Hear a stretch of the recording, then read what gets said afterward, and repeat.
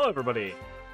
I have to start recording, or else I'm gonna continue to watch Casey and her show for the rest of eternity.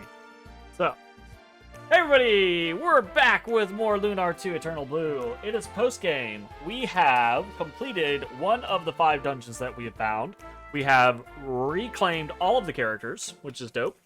And in the intervening span of time between last we played and this time, we have done a little bit of grinding. We've gone up to 65. I think we were sitting at 57 or 58. So did a little bit of grinding off screen. We have a lot of money now, plenty to kind of like just pour into silver lights and things like that. And we're gonna hopefully, I don't know how hard these dungeons are. The one that we did wasn't especially hard. But we're gonna start throwing ourselves into these dungeons and seeing how it go.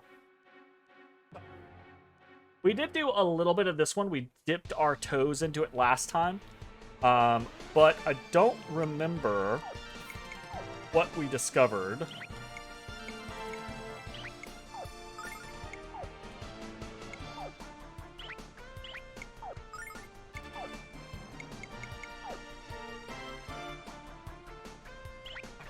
These guys are like really squishy. These mummy guys are really squishy, but really fast, if I'm remembering correctly. These turtles don't seem to care about anything. They're just whatever. Okay, let's see. Okay, they are squishy, but they're not the most squishy things on the face of the planet.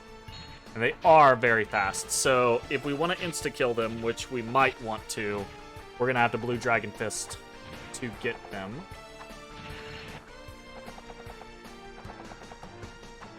I like the background. The lion-headed statue in the back is pretty cool. I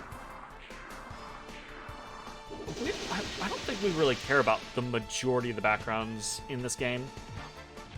The dungeons look neat enough, but I think we actually ignore most of the battle backgrounds, except for like some of the boss ones. Ooh, okay. So...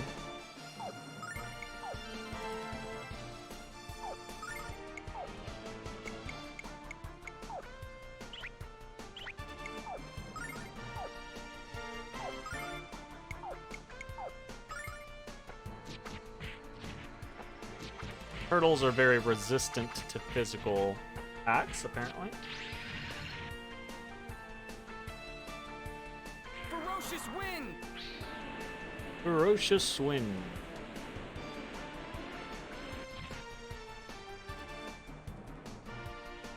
Fire is so pretty. Odorous. Oh, and there's a Lipodis. What are you two doing? Neither of them are happy. Yep.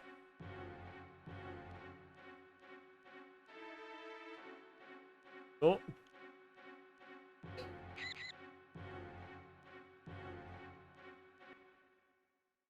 Simple kickin'. Alright, so the Mummy Lord I remember being kind of a pain.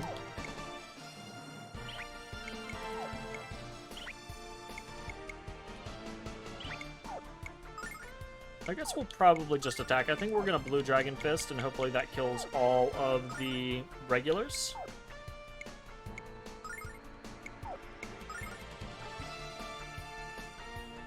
Taste my anger! Taste her anger. Oh, there's Ceres. Dead. We got 30 seconds.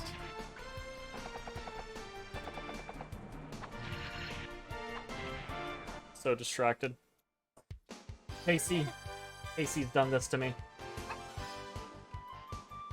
He's watching the Orville, by the way. And it's actually a half-decent show, so I would say it's probably more than half-decent. It's intriguing and attention-grabbing enough to be a good show. A Dark Eye. Well, I don't like that this is an individual enemy. Because if it's an individual enemy, that means that they're like, oh yeah, this is strong enough to put on its own. Blue Dragon Palm. 39 damage Dodge on a this. neutral hit. 72 damage. Uh-oh. Fire is so pretty. Uh-oh. 1 damage. Taste my refreshment. That's no bueno. 300 damage. Ice Storm.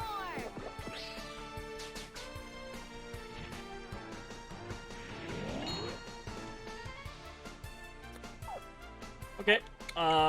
Definitely just going for the thing. Just gonna defend here. We treat these things like a little mini boss, Blue Dragon Palm. I suppose.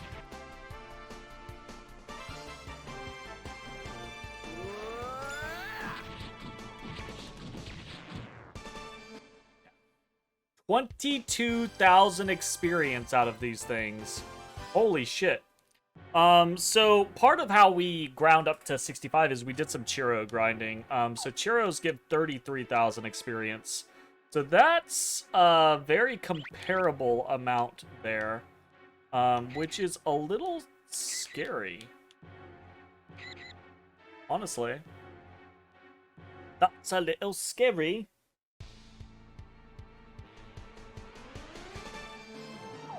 Okay, we're going to just attack, Dragon Fist, attack. Taste my anger.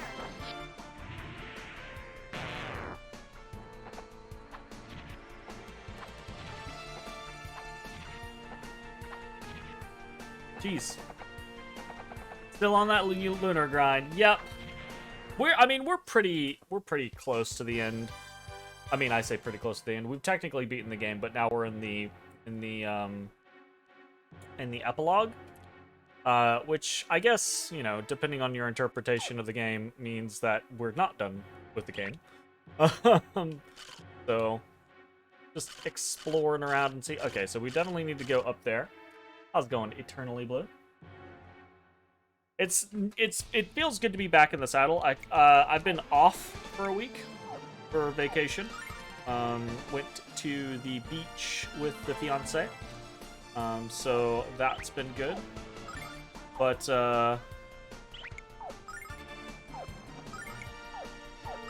these fucking things. The epilogue is more of the true ending. Yeah, so that's what I've heard. I've never actually I've played the base game before. But though it's been many years, enough that replaying the game was almost new. You're in Wisconsin. Could not be more far away from the beach. That's Taste my fair. refreshment. Hey, how's it going, Tiffany? Thank you very much for the bits. I appreciate it. Hope you're doing well. But yeah, you know, I have heard things about the epilogue and how it is more representative of a complete ending. But yeah. Okay, we gotta pet some cats. Gotta pet some cats. Uno momentos. Let me see what's around this corner. I'm gonna pet both. You didn't even have to pay. You didn't even have to pay the extra points. I was gonna pet both either way. All right. They sleeping. People do this all the time when they sleeping. It's like a thing. They're like, God, them kitties. Oh, he's stretchy.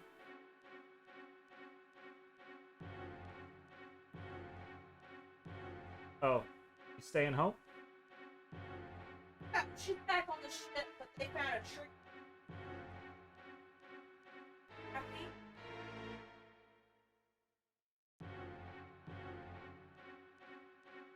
Oh.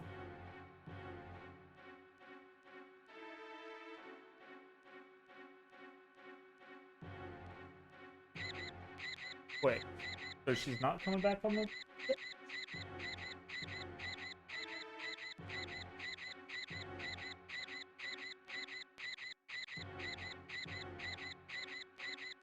Weird. Oh, There's some missing whole things over here. Okay. This the enemies that get close to you and just start screaming, they trip me out, yo. Okay.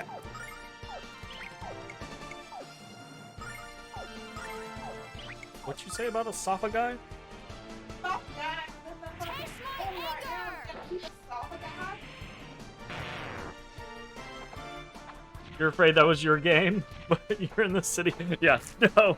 That's a weird thing about Lunar. Like, whenever a enemy unit gets aggroed in this game, it makes like a noise, and if you're just out of its range and it continuously gets aggroed, it will just it will immediately replay that noise over and over and over and over again.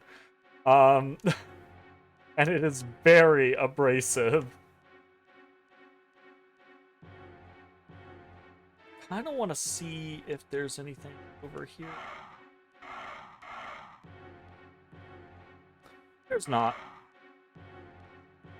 I've just fought this enemy for no reason. But that's okay. We don't mind. We know that the turtles require a bunch of magic damage, so we'll go ahead and just insta-kill the mummies, and then we will flambe the turtles with Ajik. Taste my anger. Taste her anger. Ferocious wind.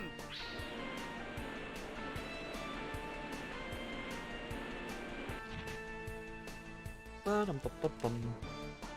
Fire You're in the mood is for some so turtle pretty. soup? It's funny, actually. Casey and I, when we went down to...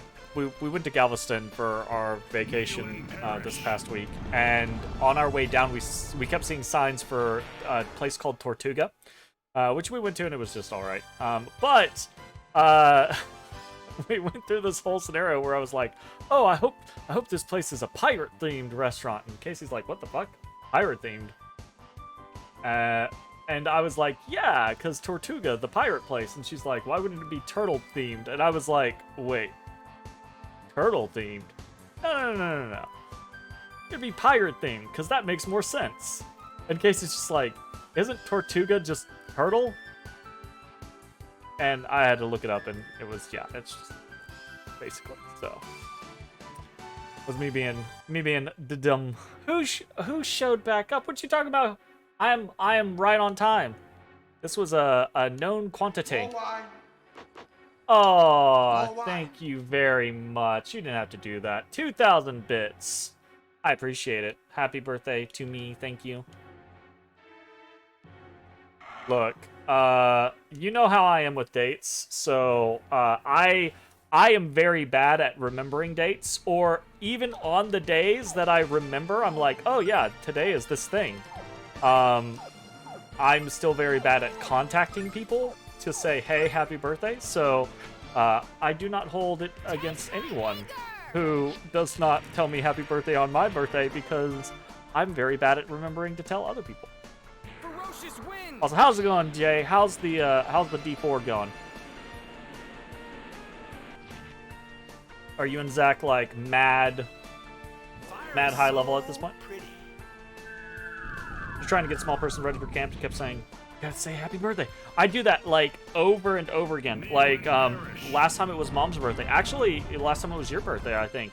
I spent all day trying to remind myself over and over and over again, but rather than just do it right when that happened, I would be like, oh, I gotta take care of this thing, or oh, I'm at work, or blah, blah, blah, you know. So I just get in this scenario where I just do not do the thing that I should just do, and just do it.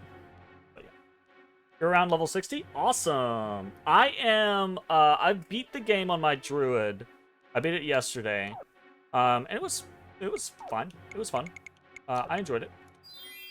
And I think I'm sitting at like 51 now on my druid, so yeah.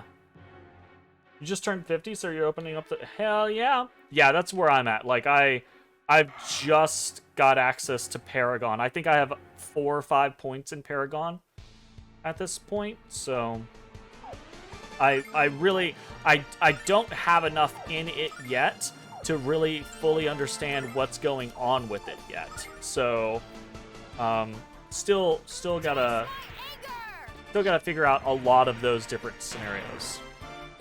I did not do hardcore. Definitely not. Ferocious wind. I very rarely play hardcore on games that have the choice between hardcore and softcore. I very rarely play hardcore my first time. I will typically end up, if I really enjoy the game, I'll go back and play a hardcore game, or a hardcore run. But I don't like starting a game as hardcore. Mostly because I don't know all the systems. I've died to so many things in D4 that I just didn't know what was going on, right? Because I'm just like, I've never seen this thing. I don't know what the fuck it does, right? Or, oh, hey, look at this boss. It has 50 different mechanics. I don't know what this does, you know? So yeah, I might end up playing some hardcore later on, but those I normally do for just like shits and giggles. As like a hey friendo, do you wanna roll hardcore characters and just see how far we get type scenario for an afternoon, you know? That's normally what I do hardcore characters for. I understand the appeal and draw of playing hardcore on games, on action RPGs and stuff like that, but they're a time investment that I don't particularly want to go through, because it's not just alteration of playstyles, right? Like it's knowing very specific mechanics and knowing very specific combinations and breakpoints and things like that, and requiring yourself to do it, otherwise you're gonna get fucked. Donjo's doing a hardcore for stream, but has a core Barbie. Nice. A Barbie. Cool. I played Druid on my first playthrough, which is what I just beat the game with yesterday. And I have started dabbling in a sorcerer or sorceress. So I have like a 50-something Druid and a like 11 or 12 sorceress or something like that. I actually spent the majority of today, after doing like dailies and stuff like that, my work and projects and things like that, I spent the majority of today doing just uncovering everything on the map, pretty much, which was fun. I enjoyed that.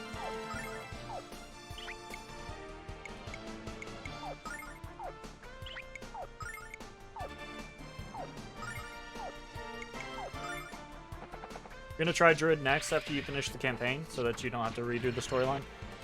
You're in Necro. So Necro is, I played around with Necro in the beta, and honestly, probably should have just played Necro again, because I love minion builds. They're my favorite things in action RPGs. But I was like, oh, I want to try something different, so I had Casey pick for me, and she picked Druid. So. I've been enjoying it. It's pretty okay. It's not like the most flashy thing or anything like that, but it's got interesting mechanics that I have enjoyed for the most part. Doing a Blight Decompose minion build. That sounds like a complicated J thing that a J would do. Because J likes to do complicated. When I say minion builds, I typically mean I like to have minions that punch things. When Jay says minion builds, Jay likes to have his minions pee grease and then fire breathe onto the grease to create a flaming tornado that the minions lock hands with and spin around and maximize the size of the tornado. Right? Like, Jay likes to have the minion builds be especially especially complicated. For a minion build, you're pressing a lot of buttons. I don't like the only time I've ever seen you play a minion build that was just a straight basic minion build was when I basically twisted your arm to play a straight basic minion build with me in PoE. Every other time it's been like some horribly complicated minion build. He's out of line, but he's right. Exactly. I know I'm right. And you just said it now. For a minion build, you're pressing a lot of buttons. I imagine you are. That sounds like you. You lurking? Thank you very much. It's always appreciated. I hope you're doing good. Hey, before you lurk too much, do we have a date for our big summer fest scenarios? Like a start date?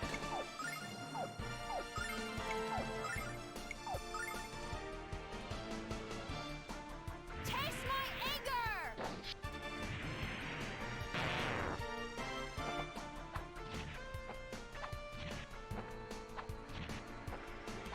I think I need to look up some videos on D4 stuff, just to make sure that I'm wrapping my head around things appropriate. Because, like, I beat the game, but there are times where I run into, like, certain enemies, and so it's one of those things where it's like, it might just be the build that I've picked, it might be me missing a mechanic, it might just be occasionally rough. ARPGs are known for all of the above, right? But there are occasionally times where I run into an enemy or an event or something like that that is just really fucking difficult. Like really painful for me to go through. And I don't know if it's because I have a bad build or if I'm missing a particular mechanic or something like that. So I probably need to do a little bit of checking and to see if things are... It's probably just, bad resistance against this enemy type, or they have resistance against me, or, it's just minions with extra health, or something, right? But I need to be cognizant of it, because that's a quick way for me to stop enjoying an action RPG, is to run into scenarios that make it very painful to play. I will very quickly be like, oh, well, this isn't fun anymore. Don't want to play anymore. So it's important for me to understand how to optimize things, or else it gets rough. Ooh, look at that. Look at that. What's going on with that? Buttons are Skelly Priest for buffs, Decompose a few times for 1 dot, Decrepify for curse, Blight for other dot, and Army of Darkness whenever it's up. Decompose for emergency mana corpse generation. Jesus! Jesus! Right now I'm doing a Storm Druid, and the way that I am playing basically makes it to where every time I'm constantly generating spirit. So I just put up a hurricane around me, and I put up a bunch of like lightning strikes and shit like that, and then I'm just like spamming these tornadoes that are just seeking everything out. So whenever I get into a group of enemies, I'm just like, there's just wind and tornadoes and lightning strikes all the fuck around me. And the way in which it's set up is if it's working, I just don't really stop casting. So it's a little sketch though. I started using a newer defensive skill, an earth defensive skill, because I was trying to just be thematic, where I'm like only using storm skills, right? But that didn't work very well. I mean, it worked okay, but there were instances where it just wasn't feasible. It got me fucked sometimes, so. Alright, well. Being thematic just feels nice, yes. it does. Although, I mean, I do like the design features of the game in that they at least for Druid, I don't know if it's the same for other classes, but Druid has a shit ton of aspects or modifiers that encourage you to mix and match, right? Like, oh, it'll turn this werewolf skill and into a storm skill, or it'll turn this bear skill into an earth skill, right? So that you can mix and match being all of these different things at the same time. Like there's one particular thing that you know.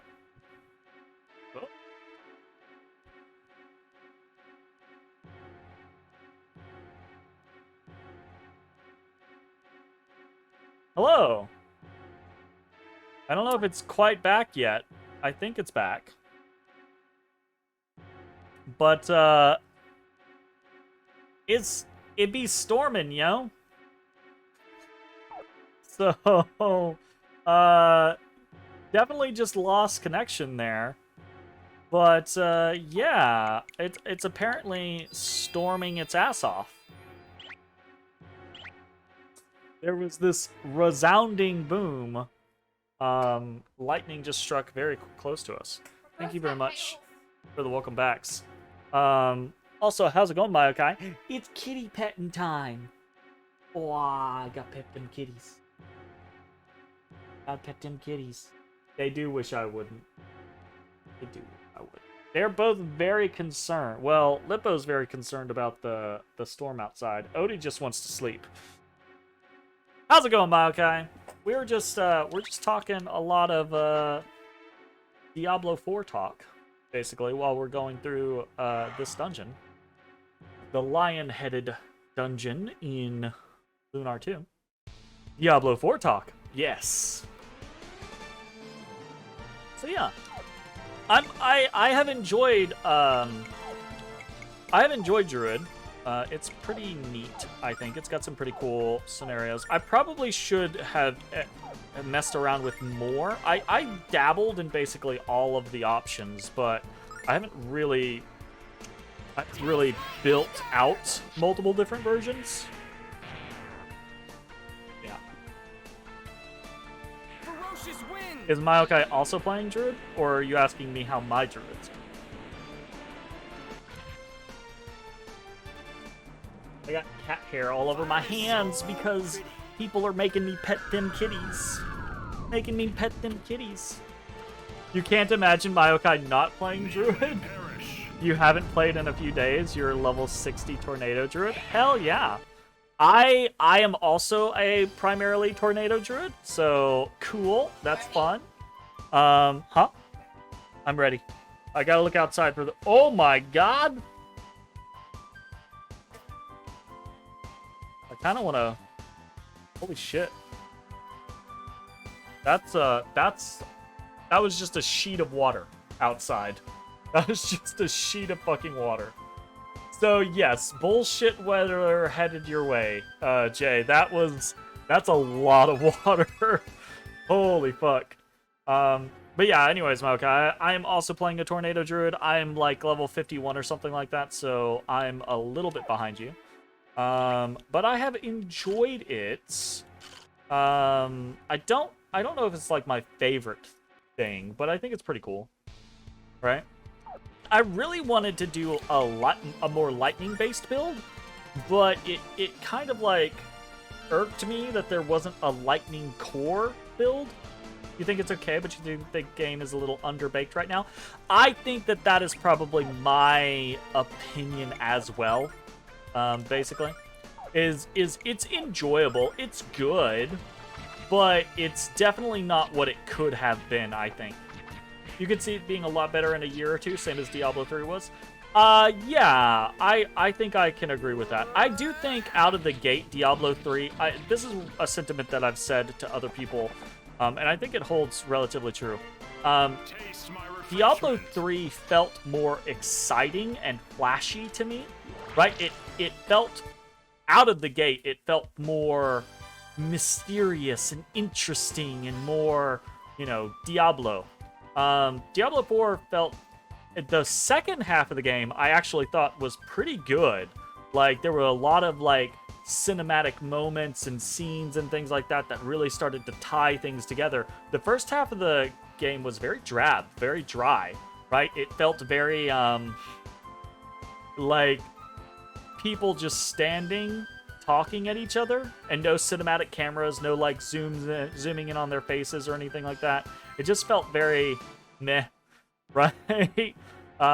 And it wasn't just the story, it was also the gameplay at the beginning also felt very meh, right? Like very unflashy, very drab. Whereas in Diablo 3, I remember every new skill or every new augment to a skill I got, I was like, ooh, I gotta try this. And it was easy to try it. It was very easy to swap over. And it was every time it was very exciting. It was like, oh, I got fire spiders now, or, you know, right? It was something like that. But yeah, I have enjoyed the game, but I do not think that it is what it could be. I think it could be more than it is. You were talking with Dutmos, and you both feel like D4 must have had a drastic direction change midway through development, probably when they got a bunch of backlash at that one BlizzCon. I think I said this to Casey and maybe to Jay towards like a day or two after I started playing. I've been away on vacation for several days, so I haven't played as much as I otherwise probably would. But it's I said that it felt basically the same thing, right? It feels as if it was designed in a different way, and then when Diablo Immortals was trash, right? Like, it felt like that maybe, like, shifted things. Because Act 1 or I say Act 1. Acts 1, 2, and 3 are very, very just... The way they're presented is just so drab and so basic and so non-involved. And then Acts 4, 5, and 6 are pretty involved. So yeah, I don't really know. Even just before finishing the story, you were kind of leaning towards liking 3 more than 4. Still kind of feel that way, but I do appreciate all the small quality of life things like Sure, yeah, easy, yeah. How easy it is to shift around aspects, I don't actually... I might be missing something around that, because actually the aspects kind of annoy me. I think it's a little difficult to... Again, probably I just don't know all the mechanics yet, but I remember in D3, I could change a build in 5 minutes by just going, here's the augment to this, here's the augment to this, here's the augment to this. Gear, gear, gear, done. Right? In Diablo 4, it's like, I have to figure out which aspects I'm using, and it takes a lot of materials and money. And it takes, like, do I need to extract this aspect from this piece of legendary gear? Blah, blah, blah, blah, blah. You think they must have started with a more Diablo Immortal design and then shifted to more... Yeah, that's what I was thinking as well, right? It felt, or feels to me from, like, the, even, like, the camera angles, it feels more like a mobile game, does to me, right? Crazy to think, do you guys not have phones? Diablo game ended up being absolute trash? Yep, absolutely. One thing you heard was that, like, literally as recent as the closed beta test last year, you could upgrade normal and magic items to rares, which you can't do anymore, which makes them useless. Yeah, that goes in the column of, like, there is a lot of mechanics in the game that feel half-baked or irrelevant or underwhelming, I guess, might be a way of putting it. Did not realize that, that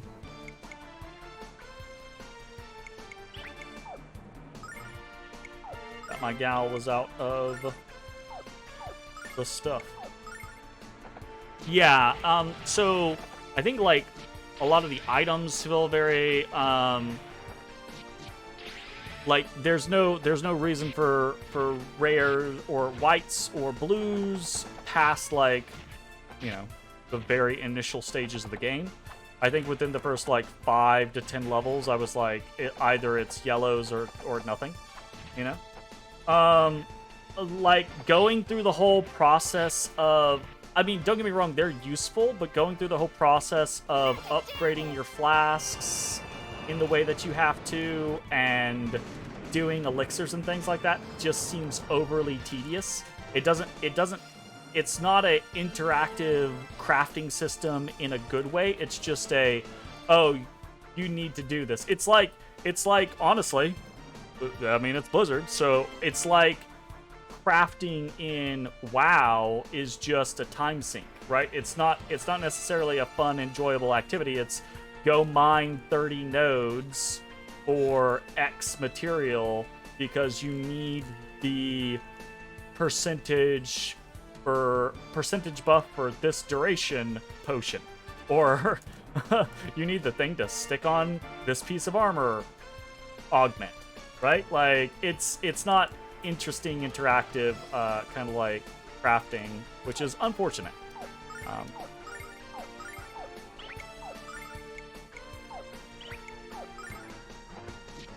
So that's a bit of a bummer. I think some of the things like mounts, the mount is just kind of like a bit of a gimmick, right? Is it nice to have a way to travel a little faster? Sure. Is it annoying that it's like halfway through the gated by being halfway through the game? Yeah, abso-fucking-lutely. Is it once you get it not even really that fast? Yep. That's also kind of dumb and annoying, you know? You just don't think an ARPG needed to be an open world game. I do kind of have the opinion. Like, so I do enjoy, you know me, I enjoy open world games, generally speaking. I think it's cool the way in which D4 is an open world game because it does breathe kind of like this interesting life into the game. However, yeah, it doesn't need to be an open world game, and I think it would have... I think, like many open world games, it would have... Ooh. It would have been a better story, I think, if it was just presented straight up as a, you know, as a linear story. But, you know. You think one of the biggest things they could do to make the in-game experience better right now is just add a party finder? They want to be an MMO-like game. That's fair. I haven't really done anything party-oriented. I say that. I've done a couple of the, like, world events, and they've been very, very easy to drop. I say drop in and out of, but there's really no dropping in it. You just go to the location, and then you're involved, right? So it's been enjoyable that is very, very easy. You do see a lot of similarities to this in Lost Ark. Yeah, yeah, Lost Ark definitely had... I mean, I definitely say I think I prefer Diablo 4 to Lost Ark. It's just... Lost Ark had a lot of, like, situations... What's going on with these doors? Lost Ark had a lot of situations where it was like... This feels very archaic. Diablo 4 doesn't feel especially archaic to me. But it does have several situations where it's like, oh, this is a little less than what it feels like it could be, perhaps. There were very simple things that I think from a design standpoint maybe shows a... This is where I need to be careful of how critical I am being, because I want to make sure people understand, like, I'm having fun with the game. I'm going to keep playing it. Right? So when I'm critical of it, I'm saying these things from a standpoint of, like, oh, this comes from a place of disappointment because I think they could have done something better. There are certain design choices that I that strike me as weird, that I'm just like, wait, why did you do that like this? I think it would have been better if you just did it this. So kind of an example of that, and it's really simple stuff, right? But like, so in the final act, spoilers for anyone playing Diablo 4 still, who has not beaten the game, so just watch out. In the final act, when you're in hell and you find Prava in hell, right? There's that whole scenario where, you know, you roll her body over and the soul stone's there and you hear her side of the story and what happened and everything, right?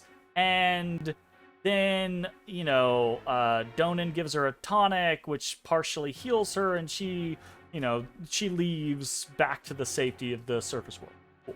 Whatever, fine. The surface world, the real world. That was okay. That was fine. There was nothing wrong with that.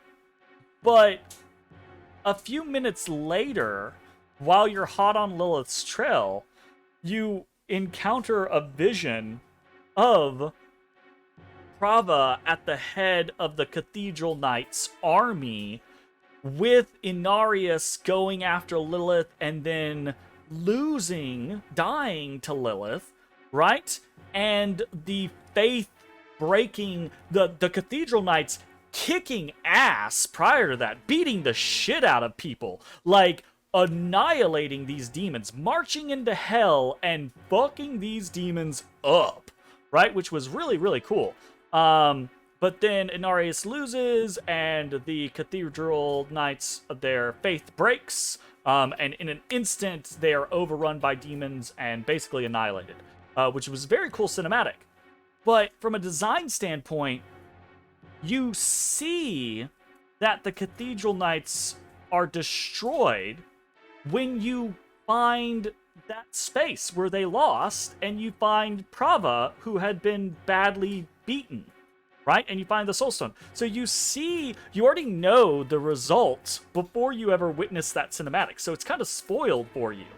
So you see all of this stuff, and you know all of this stuff. As you're watching the cinematic, you're like, oh, yeah, but they get their ass beat, you know? So it's kind of like, what's happening here? So it's disjointing, and it ruins the surprise, right, of getting to the end of that cinematic. So I have no idea why. There is no logical reasoning, as far as I'm aware, of why that cinematic is after meeting Prava and that space where the Cathedral Knights were decimated or annihilated, really. And that's such a simple design choice of just like, this cinematic goes before you get there, because then you have the cinematic and you see the Cathedral Knights march into hell, and it's really cool and blah blah blah, and then you see, oh, but he fails and he dies and the Cathedral Knights are broken, and then Prava is torn down, and oh shit, they're fucked, right? And so in your mind you're going to be thinking, oh, well, Prava's dead, all the Cathedral Knights are dead. And then a few minutes later you find that place, and you're like, this is where they fell, and you see the piles of their bodies, and you see the destruction, and then you find Prava, and you're like, oh shit, she's not dead. Oh, she had the Soul Stone, right? Like, from a design standpoint, that's a logical flow, a really cool setup and resolution.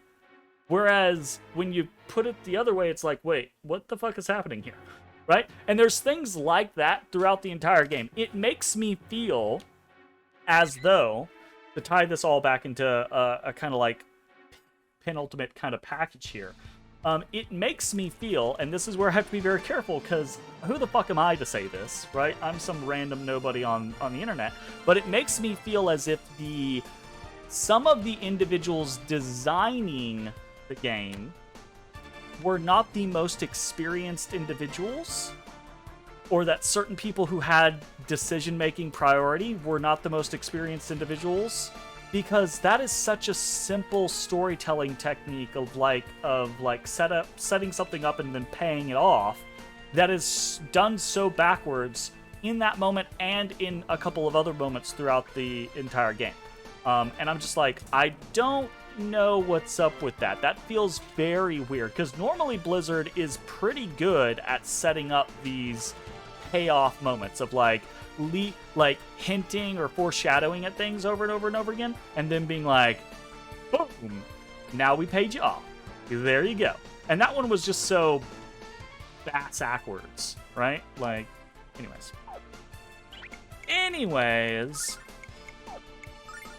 you listen to me wax poetically about how Diablo 4 is an okay game. Like, again, to reiterate, it's okay. Like, I'm enjoying it. It's fine, but it's just okay. It's sad, but it's just okay. In other news, yeah, hit me with some other news. PoE 2 news. Yes, I saw the teaser for it. Very excited. And here's the thing. I saw the teaser for it, the gameplay teaser, and immediately I was like, yeah, this is what I expected Diablo 4 to look like and feel like, right? Because Diablo 4 or the PoE 2 gameplay trailer looked flashy. It looked like things were cool and interactive and happening on the screen, right? Whereas Diablo 4 doesn't feel that way. Weirdly enough, Triangle Strategy got an update today with a new story. What the fuck? New story chapter. What the fuck? That's so strange.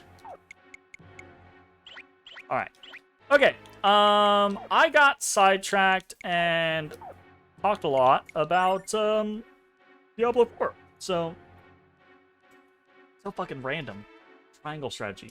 Added some quality of life stuff, it looks like. That's cool. I think ultimately Triangle Strategy... you know what? Why are you doing this to me, my guy? Triangle Strategy also sits in that spot with Diablo 4 with me, where I'm like, yeah, it's a good game. But it could have been a great game. They just did some weird design choices with it, so it feels very... eh. Yeah. Anyways, if you were watching on Twitch, stick around. We're going to keep playing. If you're watching on YouTube, I hope you enjoyed. We're back with more Lunar 2. We will see you next time. Bye-bye, everybody. Hey everybody, thanks for watching. If you enjoyed the video, consider leaving a like, commenting, or subscribing. It really helps me out. If you'd like to see me live, head over to my Twitch at twitch.tv/thedistanthorizon.